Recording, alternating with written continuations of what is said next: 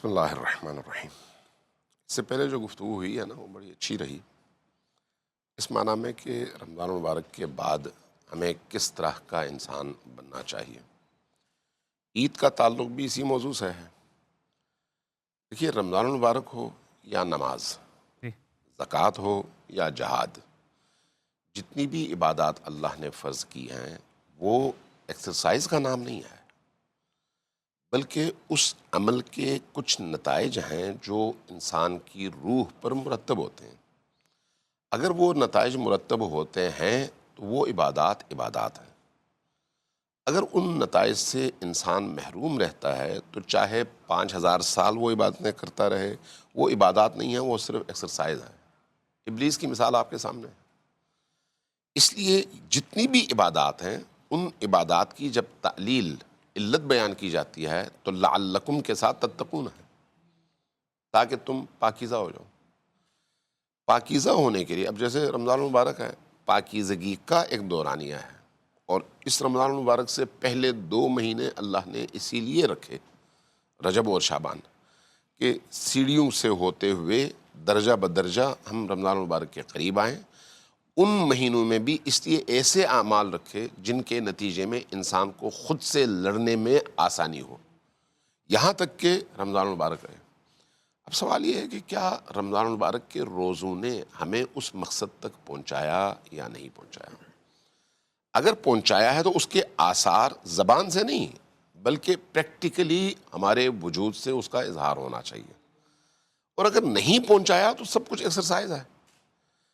ایک ڈاکٹر کی بات آپ جاتے ہیں نا، تو بیماری کا جب آپ بتاتے ہیں تو وہ بیماری میں آپ کو کچھ چیزوں سے منع کرتا ہے اور کچھ چیزوں کے کرنے کا حکم دیتا ہے۔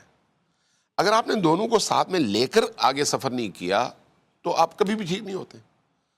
دوائی دی جاتی ہے آپ کو، اینٹی بائیوٹک، لیکن اس اینٹی بائیوٹک کے ساتھ کہا جاتا ہے یہ نہ کھاؤ، یہ نہ کھاؤ، یہ نہ کھاؤ۔ کیا وہ کھانا ناجائز ہے، حرام ہے؟ نہیں، ایسا نہیں ہے۔ جس مقصد کے لیے آپ گئے ہیں اس کے ساتھ اس کے درمیان تضاد ہے، یہ دونوں جمع نہیں ہو سکتے۔ لہذا آپ دوا 1 مہینہ لے لیں، لیکن اس دوا کے تقاضے میں جن احتیاطوں کا تذکرہ کیا گیا ہے اور جن چیزوں سے رکنے کا حکم دیا وہ نہ کریں تو وہ دوا کوئی اثر نہیں کرتی۔ نماز، ان الصلاۃ تنہا عن الفحشاء والمنکر، روزہ تو 1 مہینہ ہے، نماز تو 365 دن ہے۔ نماز کا مقصد کیا تھا؟ فحشاء اور منکرات سے روکنا۔ فحشاء صرف برہنہ ہو کر سکرین پہ آنا نہیں ہے، زبان کے فحشاء الگ ہیں، نگاہوں کے الگ ہیں، کانوں کے الگ ہیں، معاشرے میں ہر طرف آپ کو نظر آتا ہے اور نمازیوں میں نظر آتا ہے۔ اس کا کیا مطلب ہے؟ وہ بے نماز ہیں؟ نہیں، نمازی ہیں، لیکن ان کی نماز میں وہ قوت نہیں ہے کہ ان کو ان فحشاء سے وہ نماز روک سکے، حرام کے لقمے سے روک سکے۔ تو وہ نماز اس لیے صورت اور شکل کے لحاظ سے نماز ہے، حقیقت کے لحاظ سے نہیں۔ اس لیے اکثر یہ بات سوچی جا سکتی ہے اور اس پر غور کرنا چاہیے کہ رسول کریم بھی تو یہی نماز پڑھتے تھے، ہم بھی یہی نماز پڑھتے ہیں۔ یعنی اگر رسول کریم کی نماز میں جو کلمات بولے جاتے تھے یا جو افعال انجام دیے جاتے تھے، کیا دوسرے انسانوں کی نمازیں اس سے مختلف ہیں؟ نہیں، وہی ہیں، عیناً وہی ہیں۔ فرق کہاں پر ہے؟ اس معنی میں، اس روح میں۔ وہ نماز کہاں معراج مومن، اور یہ نماز کہاں جو انسان کو اپنی جگہ سے ہلا بھی نہ سکے۔ روزہ بھی اسی طرح سے ہے۔ اس لیے کامیاب وہ ہے جو عید کی رات اللہ کی بارگاہ میں گریہ کر سکے۔ کامیاب وہ ہے جو اس پورے مہینے کی اس سفر کے دوران جو اللہ کی طرف سے فیوضات کا دروازہ کھلا تھا ان دروازوں سے استفادہ کر سکے۔ اس لیے جب آپ کے سوال کے جواب میں کہہ رہا ہوں کہ جب عید کا دن آتا ہے تو عید کا دن ان تمام فیوضات کے ملنے کی خوشی کا دن ہے، ان فیوضات کے ملنے کی۔ یہ نہیں ہے کہ جو قید تھی وہ قید ختم ہو گئی ہے، اب آپ آزاد ہو گئے، آپ جو جی چاہے وہ کریں۔ اس کا مطلب ہے آپ نے پورا مہینہ اس فحشاء اور منکرات کی انجام دہی کے لیے روزے رکھے تھے اور اس کو آپ نے قید سمجھا اور آج کے دن کو آپ نے آزادی سمجھا۔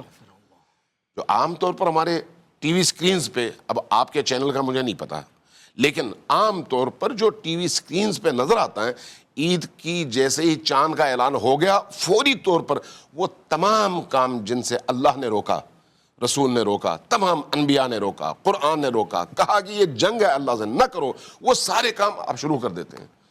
کیوں؟ اس لیے کہ آپ پر پابندی ختم ہو گئی. وہ پابندی کس نے ختم کی؟ آپ کے معاشرے کے رویوں نے. لہٰذا عید کو سمجھنا چاہیے کہ عید ہے کیا. عید عین یہ دال 3 حرفی لفظ ہے نا، یہ عادہ یعودو سے بھی ہے. اس کی مختلف پیچھے اگر اس کی جڑیں دیکھیں تو مختلف اس کی جڑیں اہل لغت نے بیان کی ہیں. ایک اس کی جمع اعیاد ہے، یعنی تہواروں کی جمع، اس کو تہوار کے طور پر دیکھا جاتا ہے. لیکن ایک اس کا جو لغوی پیچھے بیک گراؤنڈ بیان کیا جاتا ہے وہ یہ ہے کہ عید اللہ کی طرف برگشت کے معنی میں ہے. عادہ یعودو سے، عادہ یعنی پلٹ آیا انسان، عید پلٹنے کا دن ہے. پلٹنے کے دن کا مطلب کیا ہے؟ انسان جس طرح سے نماز میں جب کھڑا ہو کر تکبیر کہہ کر اپنی ہتھیلیوں کو سامنے اور ہتھیلی کی پشت کان کے قریب لا کے یوں بیان کرتا ہے، تو اس کے پیچھے بہت سارے اسرار و رموز اور افواہ اور صوفیہ نے بیان کیے ہیں. اگر اس کو آپ پڑھیں تو اندازہ ہوگا. تو یہ جو رمضان المبارک کی عید کا دن ہے، خود یہ عید یعنی تمام گناہوں کی طرف پشت کر کے اللہ کی طرف رخ کرنے کا دن. جب آپ اس معنی میں دیکھتے ہیں تو امیر المومنین کا ایک کلام ہے، کل یوم لا یعصی اللہ فیہ فہو عید. ہر وہ دن جس میں انسان اللہ کے عصیان اور نافرمانی سے خود کو بچا سکے وہ عید کا دن ہے، یعنی اللہ کی طرف پلٹنے کا. تو یہ جو رمضان المبارک کے بعد کی عید کا دن ہے، یہ انعام کے حصول کا دن ہے، جہنم کے حصول کا دن نہیں ہے. اس لیے اس دن کے آداب ہیں، اور وہ آداب کیا ہیں؟ غسل کریں، نئے کپڑے پہنیں، عیدگاہ میں جائیں، نماز پڑھیں، قبرستانوں میں جائیں، دعائیں کریں، اپنے رشتہ داروں کے پاس جائیں، احوال پرسی کریں. یہ جو صلہ رحم کی ایک ذمہ داری تھی وہ آپ ادا کریں. بے کسوں اور غریبوں کے گھروں میں جائیں اور ان کو خوشی دیں، ان کو لذت دیں. اور ان کے ساتھ ساتھ پھر کیا کریں؟ قرآن پڑھیں. پھر کیا کریں؟ دعا پڑھیں. دعائیں اس عید کے دن کے حوالے سے مختلف دعائیں نبی کریم اور ائمہ اطہار سے منقول ہیں، اور ان دعاؤں کو جب انسان پڑھتا ہے تو دیکھتا ہے کہ یہ تو گریے کا دن ہے. لیکن یہ گریہ کون سا گریہ ہے؟ اشک شوق. دیکھیں 2 چیزیں ہیں گریہ، ایک ہے افسوس کا، ایک ہے اندر سے عشق اور شوق کا. دونوں میں آسمان زمین کا فرق ہے. اگر ایک ماں کو اس کا بیٹا 10 سال کے بعد ملے نا تو وہ ہنستی نہیں ہے، روتی ہے.